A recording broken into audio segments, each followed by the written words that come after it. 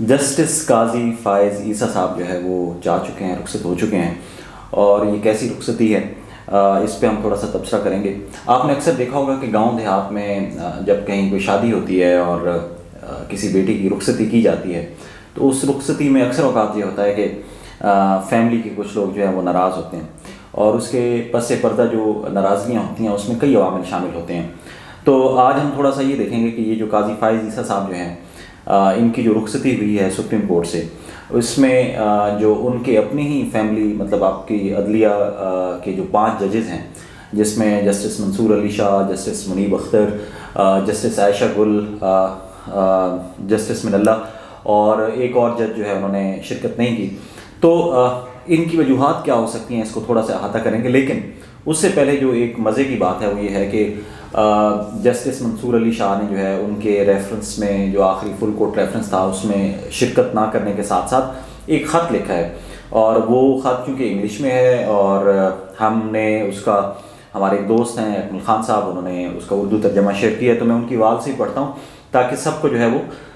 اس کی کلیئرٹی ہو جائے کہ انہوں نے اس اپنا جو یہ خط ہے جسٹس قاضی فائز عیسیٰ کے نام جو انہوں نے لکھا ہے کہ اپنی وجوہات بیان کی ہیں کہ کس وجہ سے وہ ان کے جو فل کورٹ ریفرنس ہے اس میں وہ شرکت کیوں نہیں کر رہے۔ تو پہلے وہ تھوڑا سا پڑھتے ہیں، اس کے بعد پھر تھوڑا سا احاطہ کرتے ہیں کہ قاضی فائز عیسیٰ صاحب جو ہے وہ جب آئے تو ان کا کیا اسٹیچر تھا، کیا مقام تھا پاکستان کی عدلیہ میں، پاکستان کے عوام میں، اور جب وہ جا رہے ہیں تو آج مجھ سمیت ایک عام آدمی ان کو کس نگاہ سے دیکھتا ہے، یا تاریخ جو ہے اس کو کن لفظوں میں یاد رکھے گی۔ تو پہلے میرے خیال ہے وہ تھوڑا سا پڑھ لیتے ہیں، خط پڑھتے ہیں جو جسٹس منصور علی شاہ صاحب نے لکھا ہے۔ وہ لکھتے ہیں کہ دنیا بھر میں یہ روایت قائم ہے کہ سبکدوش ہونے والے چیف جسٹس کو ایک ریفرنس کے ذریعے خراج تحسین پیش کیا جائے۔ ان کی خدمات، قیادت اور عدلیہ کی سالمیت کو برقرار رکھنے کے لیے عزم کو رسمی طور پر سراہا جائے، تاہم روایتیں اداروں کی طرح ان لوگوں کی صلاحیتوں پر منحصر ہوتی ہیں جو انہیں نبھاتے ہیں۔ اس سے پہلے جب سابق چیف جسٹس میاں ثاقب نثار نے اپنے آئینی اختیارات سے تجاوز کرتے ہوئے اپنے دائرہ کار سے باہر رہ کر معاملات میں مداخلت کی تو میں نے ان کے ریفرنس میں شرکت نہ کرنے کا فیصلہ کیا اور اپنی وجوہات کو 17 جنوری 2019 کے خط میں ریکارڈ کا حصہ بنایا۔ آج مجبوراً مجھے وہی فیصلہ کرنا پڑا ہے، اگرچہ مختلف مگر زیادہ تشویشناک وجوہات کی بنیاد پر۔ تیسرا جو پوائنٹ انہوں نے اٹھایا وہ کہتے ہیں چیف جسٹس کا بنیادی کردار یہ ہے کہ وہ تمام لوگوں کے حقوق کا تحفظ کرے، عدلیہ کی آزادی کا دفاع کرے اور سب کے لیے انصاف کو یقینی بنائے۔ چیف جسٹس قاضی فائز عیسیٰ نے شتر مرغ کی طرح سر ریت میں دبائے رکھا اور عدلیہ پر ہونے والے بیرونی دباؤ اور اثرات کے سامنے خاموش اور بے حس رہے۔ طاقت کے غلط استعمال کے خلاف ایک مضبوط دفاع کی بجائے انہوں نے اس کے دروازے کھول دیے، جس سے عدلیہ کے احتساب اور توازن کے مقدس کردار کو مجروح کیا اور عدلیہ کی بنیادوں کو اپنے ذاتی مفادات کے لیے کمزور کرنے کے خواہاں افراد کو سہولت کاری فراہم کی۔ آگے لکھتے ہیں اور یوں قانون کی حکمرانی کو نقصان پہنچایا۔ ان کے اقدامات نے عدلیہ میں ہم آہنگی برقرار رکھنے کے لیے ضروری ہمکاری اور احترام کو نظر انداز کیا۔ خود پرستی کی بنا پر انہوں نے ہمیشہ بات چیت سے گریز کیا اور عدلیہ کی قیادت میں اتفاق رائے قائم کرنے کی بجائے انفرادی طور پر فیصلے کیے۔ انہیں اپنی عدالت کے فیصلوں کی قدر نہ تھی اور انہوں نے بے شرمی سے مشورہ دیا کہ انہیں انتظامیہ کی طرف سے نافذ نہ کیا جائے۔ انہوں نے عدالت کے ساتھیوں کے درمیان تلخ اختلافات کو فروغ دیا، جس سے عدلیہ میں ایسے زخم چھوڑے جو طویل عرصے تک باقی رہیں گے۔ ان کی مدت کو کم ظرفی، انتقامی مزاج اور انتظامی معاملات میں گری ہوئی سوچ کے طور پر یاد رکھا جائے گا، جس میں نہ تو وقار تھا اور نہ ہی عاجزی۔ ایسے دور کو ریفرنس میں کھڑے ہو کر منانا یہ پیغام دے گا کہ ایک چیف جسٹس اپنے ادارے سے غداری کر سکتا ہے، اس کی طاقت کو کم کر سکتا ہے، کم ظرفی کا مظاہرہ کر سکتا ہے اور پھر بھی اسے انصاف کا معزز خادم سمجھ کر سراہا جائے۔ مجھے افسوس ہے میں اپنے ضمیر کی آواز کے مطابق ایسے چیف جسٹس کے لیے ریفرنس میں کھڑا نہیں ہو سکتا۔ یہ وہ خط ہے جو جسٹس منصور علی شاہ صاحب نے لکھا ہے، آپ نے سن لیا، اور جو الفاظ کا چناؤ ہے، کم ظرفی، بے شرمی، اس کے علاوہ شتر مرغ کی طرح ریت میں سر دبائے رکھنا، کم ظرفی، وقار نام کی کوئی چیز نہیں، یہ سب وہ الفاظ ہیں جن کا استعمال کیا گیا ہے جسٹس منصور علی شاہ صاحب کی طرف سے، یا ہم یوں کہیں کہ انہوں نے ان الفاظ میں جو ہے وہ ایک خاکہ کھینچا ہے جسٹس قاضی فائز عیسیٰ صاحب کا۔ اب جسٹس قاضی فائز عیسیٰ صاحب نے کیے وہ میرا خیال ہے تھوڑا سا لگتا ہے ہمیں کہ جو منصور علی شاہ صاحب نے جن باتوں کی طرف اشارہ کیا ہے وہ اس کو تقویت دیتے ہیں۔ اور نہ صرف یہ کہ منصور علی شاہ صاحب 5 ججز، جیسے میں نے کہا کہ جسٹس عائشہ اس میں شامل نہیں ہیں، جسٹس منیب اختر نہیں تھے، جسٹس اطہر من اللہ نہیں تھے، اور ایک 5ویں جج بھی تھے جن کا میں نام بھول رہا ہوں، کہ یہ 5 ججز جو ہے انہوں نے فل کورٹ ریفرنس میں شرکت نہیں کی۔ تو میرا خیال ہے کہ یہ ایک انتہائی سوالیہ نشان ہے، اور ایک بنیادی طور پہ جو ہے نا وہ ایک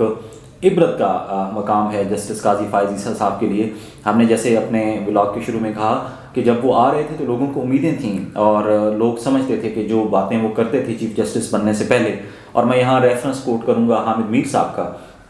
انہوں نے 2 دن پہلے اپنا ایک کالم لکھا اور جس میں انہوں نے کہا کہ لوگ مجھ سے سوال کرتے ہیں کہ کیا جسٹس منیر جو ہے وہ زیادہ برے چیف جسٹس تھے یا جسٹس قاضی فائز عیسیٰ نے اس سے زیادہ عدلیہ کو نقصان پہنچایا ہے؟ اور انہوں نے اپنے اس کالم میں، آپ کو پڑھ سکتے ہیں، انہوں نے لکھا ہے، بلکہ میں نے یہ نکالا ہوا بھی تھا، میں اس میں سے پڑھ دیتا ہوں کہ انہوں نے کچھ باتوں کی طرف اشارہ کیا کہ آسمان جہانگیر کانفرنس میں شرکت کے لیے لاہور پہنچتے تھے، چیف جسٹس بنے تو آسمان جہانگیر کانفرنس میں شرکت کی دعوت کو رعونت سے ٹھکراتے ہوئے کہا کہ جج تقریریں نہیں کرتے بلکہ فیصلے لکھتے ہیں۔ قاضی صاحب 13 ماہ چیف جسٹس رہے، لیکن اس مختصر عرصے میں زیادہ وقت وہ اپنے ساتھی ججوں سے اور ساتھی جج ان سے لڑتے رہے۔ ان کے دور میں ہائی کورٹس کے ججوں کے ساتھ وہی کچھ ہوا جو عمران خان کے دور میں جنرل فیض حمید نے جسٹس شوکت عزیز صدیقی کے ساتھ کیا۔ جسٹس قاضی فائز عیسیٰ نے چیف جسٹس بننے کے بعد پاکستان کی تاریخ سے سب سے متنازع الیکشن کمیشن کو تحفظ فراہم کیا، جس نے پاکستان کی تاریخ کا سب سے متنازع الیکشن کرایا۔ ان کا تعلق بلوچستان سے تھا، لیکن پچھلے 13 ماہ میں بلوچستان سے جتنے نوجوان لاپتہ ہوئے اس کی ماضی میں مثال نہیں ملتی۔ جسٹس قاضی فائز عیسیٰ کے دور میں انسانی حقوق کی خلاف ورزیوں اور غیر اعلانیہ سنسرشپ میں اضافہ ہوا۔ آگے وہ لکھتے ہیں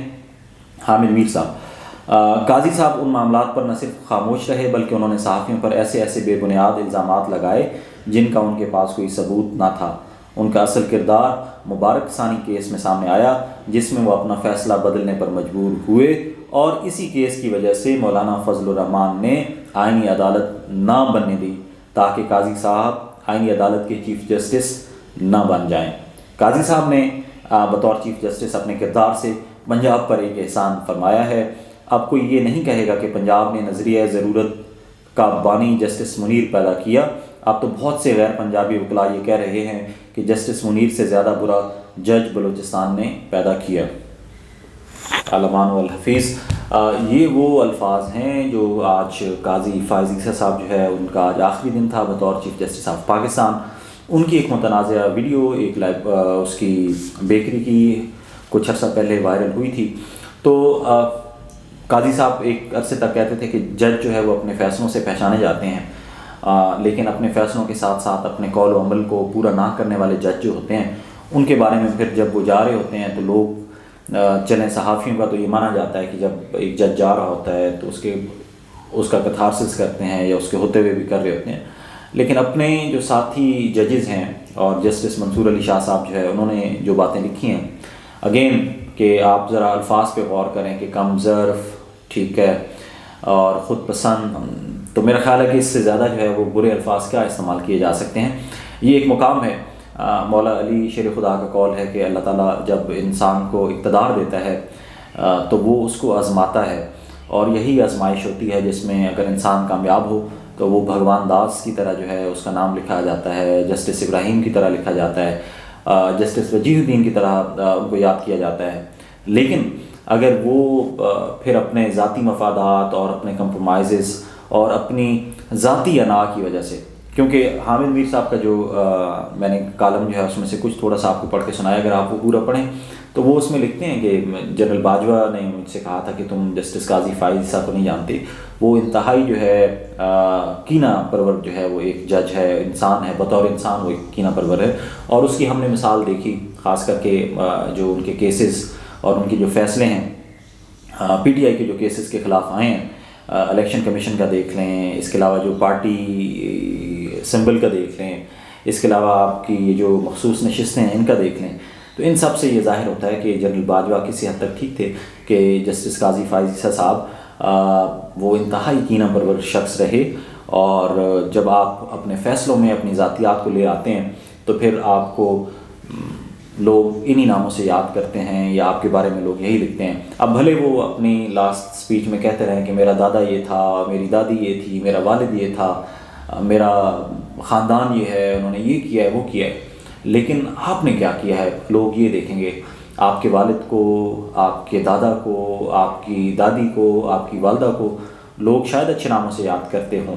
لیکن جو آپ نے کیا ہے اس کے بعد شاید آپ نے نہ صرف یہ ہے کہ اپنے خاندان کا مقام جو ہے وہ گرایا ہے، بلکہ آپ نے اپنے دادا دادی اور ان کے حوالے سے جو باتیں کی جاتی ہیں ان کو بھی مشکوک بنایا۔ تو اللہ تعالیٰ ہم سب کو، اور خاص کر کے ہمارے وہ جو اہل دانش تو خیر ہم ان کو نہیں کہہ سکتے، اقتدار کے ایوانوں میں اور اختیارات کے ایوانوں میں بیٹھے جو لوگ ہیں، جو خود کو خدا سمجھتے ہیں،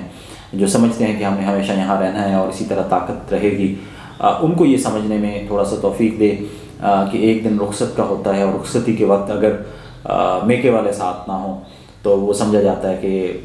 یہ کوئی اچھا شگون نہیں ہے، کردار پہ شک کیا جاتا ہے۔ تو یہاں پہ بھی ہم نے دیکھا ہے کہ کردار پہ شک کیا گیا، اور وہ شک کیوں کیا گیا اس کی وجوہات بھی سامنے آ گئی ہیں۔ تو اب آگے دیکھتے ہیں کہ جو نئے چیف جسٹس ہیں یحییٰ افریدی صاحب، وہ اس سے کیا سبق لیتے ہیں، وہ کیا دیکھتے ہیں، ان کے لیے کیا ہے اس ساری ایپیسوڈ میں۔ آج ظاہر ہے وہ بھی انہوں نے اپنے عہدے کا حلف لینا ہے، اور اس کے بعد یہ ہے کہ انہوں نے الوداع کہا ہے۔ تو دیکھیں کیا ہوتا ہے کیا، بقول غالب کے ابتدا عشق ہے، ہوتا ہے کیا، آگے دیکھیے ہوتا ہے کیا۔ تو آگے دیکھتے ہیں کہ اونٹ کس کروٹ بیٹھتا ہے، اور کیا جسٹس یحییٰ افریدی صاحب جو ہے عدلیہ پہ لگے ہوئے جو داغ ہیں، کیا ان کو دھونے میں کامیاب ہو جائیں گے، اور پھر یہ جو 26ویں آئینی ترمیم اور یہ جو آئینی بینچ بنا ہے اس میں وہ جو عدلیہ کی عزت ہے یا اس کے فیصلوں کی جو عزت ہے وہ اس کو کیسے بحال کرنے میں کامیاب ہوں گے۔ اپنا خیال رکھیے گا، فی امان اللہ۔